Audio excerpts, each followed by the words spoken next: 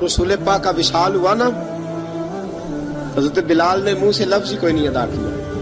کسی نے اپنا دکھڑا کسی انداز میں سنا لیا. حضرت عمر نے کہا، جس نے کہا حضور وصال کر کے گردن اڑا دوں گا.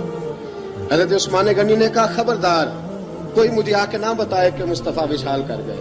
حضرت علی المرتضیٰ رضی اللہ تعالیٰ عنہ نے فرمایا، نہ بھائی میرے مصطفیٰ پر تو موت آتی ہی نہیں جس طرح آپ لوگوں پہ. سب لوگوں نے اپنے اپنے اظہار کر لیے نا، بلال نے کسی کو دکھ بتایا ہی نہیں. ایک کونے میں بیٹھ کے نا حضرت بلال اکیلے آنسو بہاتے رہے، کسی کو بتایا ہی نہیں، اکیلے روئے. ایک شخص کہنے لگا، یار بلال بولتا نہیں. کہا نہ بلاؤ اسے.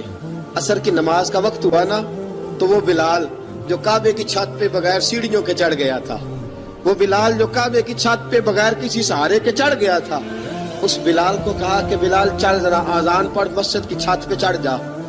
حضرت بلال کئی بار چڑھے اور کئی بار گرے، کئی بار چڑھے اور کئی بار گرے. حضرت بلال حبشی رضی اللہ تعالیٰ نے آواز دی، کہا سلمان میری مدد کرنا، میری مدد کرنا. اب مجھ سے چڑھا نہیں جاتا، اب مجھ سے جایا نہیں جاتا. جناب سلمان فارسی نے بھی سوال نہیں پوچھا کہ بلال تو بیمار ہے، یہ نہیں پوچھا. حضرت بلال کو 2-4 صحابہ نے اٹھایا، چھت پہ پہنچایا. بلال نے اذان شروع کی.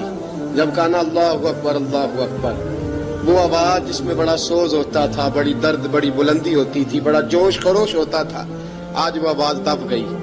جب بلال نے کہا نا اشہد ان لا الہ الا اللہ، حضرت بلال رضی اللہ تعالیٰ عنہ نے تھوڑی دیر روک کے سانس لیا. جب کہا نا اشہد ان محمد الرسول اللہ، جو سارے چپ کھڑے تھے نا، ان میں سے ایک بابا رو پڑا، اس کا نام ابو بکر صدیق تھا. جب حضرت ابو بکر صدیق کی آنکھ میں آنسو آیا تو حضرت بلال چھت کے اوپر زمین پہ گرے، زمین پہ گرے اور کہا ابو بکر یہ ڈیوٹی کسی اور کی لگا دے، یہ ڈیوٹی کسی اور کی لگا دے.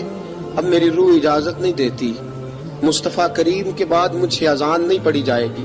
آپ نے واقعہ سن رکھا ہے کہ ایک بار صحابہ نے بلایا، دوبارہ آئے، حضور خواب میں ملے. کہا بلال تو آتا کیوں نہیں؟ بلال چھوڑ کے چلے گئے تھے. فرمایا اب میرا یہاں دل نہیں لگتا. ملک شام کے شہر حلب میں چلے گئے تھے، چھوڑ دیا تھا مدینہ منورہ. اب میری نگاہوں میں جچتا نہیں کوئی، جیسے میرے محبوب ہیں ایسا نہیں کوئی. حضور خواب میں ملے، آئے مدینے. حضرت بلال آخری بار، لوگوں نے کہا اذان پڑھو. کہا مجھے وہ اذان بھول ہی گئی ہے جو مجھے مصطفیٰ کریم کے زمانے میں پڑھا کرتا تھا، مجھ سے نہیں پڑھی جاتی. نہ مجھے کہو، میں کیسے پڑھوں؟ امام حسن اور حسین نے آ کے دامن تھاما نا، تو کہا بیٹا میں تمہاری نانی کا بھی نوکر رہا ہوں، میں تمہاری ماں کی چکی بھی پیستا رہا ہوں، مجھ سے کوئی فرمائش نہ کر ڈالنا. میں نے نوکری کی ہے اور مجھے اگر اللہ نے توفیق دی تو میں تمہارے بچوں کے پیر بھی دھویا کروں گا. لیکن امام حسن رضی اللہ تعالیٰ عنہ نے فرمایا بلال ایک بار تو اذان سنانی پڑے گی. سنائی بلال نے اذان.